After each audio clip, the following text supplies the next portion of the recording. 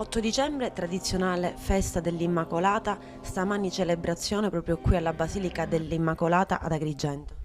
È un momento molto bello sia per la comunità parrocchiale sia per la città.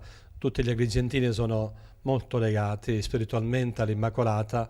È una festa che è sentita da tutti gli agrigentini e anche quest'anno abbiamo vissuto intensamente il periodo della preparazione, che è stato animato dalla predicazione di un vescovo in pensione, Monsignore Scanavino, che ci ha accompagnati in questo percorso della misericordia, ci ha fatto conoscere, gustare la bellezza della misericordia del Padre.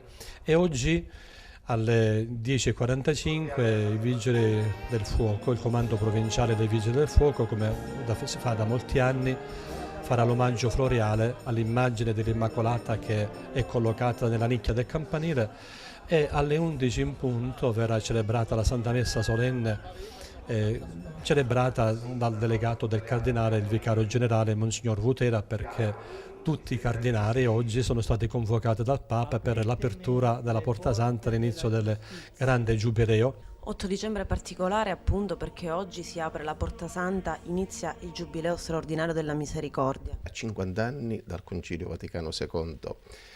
Vorrei ricordare solo una cosa, e su questo mi soffermerò un po' nell'omelia di oggi. Il Santo Padre ha voluto affidare all'intercessione di Maria questo anno giubilare, questo anno santo della misericordia, chiamando la Madonna Madre della Misericordia. Come devono affrontare i cristiani il Giubileo?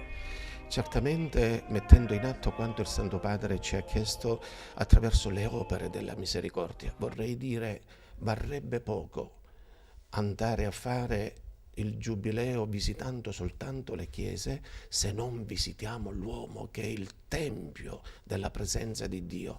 E allora il Santo Padre ci ricorda che questo Giubileo lo dobbiamo vivere sia a livello spirituale con il ritorno al Signore, quindi con il metterci in grazia di Dio, ma anche con un pellegrinaggio da fare nei luoghi esistenziali della miseria, della povertà, dell'indigenza, dell'esclusione, andare a trovare l'uomo e lì vedere il volto di Dio e a questi fratelli dare il nostro aiuto, il nostro conforto, la nostra solidarietà. Ad Agrigento il Giubileo invece verrà inaugurato giorno 13.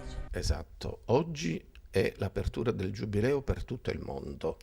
Ogni diocesi domenica prossima avrà l'apertura del Giubileo locale. Nella nostra arcidiocesi di Agrigento, a motivo della chiusura della cattedrale, ecco, il Giubileo verrà aperto, la Porta Santa verrà aperta proprio in un luogo di periferia, possiamo dire, ma è concattedrale, la concattedrale di Santa Croce a Villa Seta. Simbolo del Giubileo agrigentino, un regalo che il Papa ha fatto a Lampedusa, ma che andrà in giro per tutta la provincia, tutte le chiese della provincia.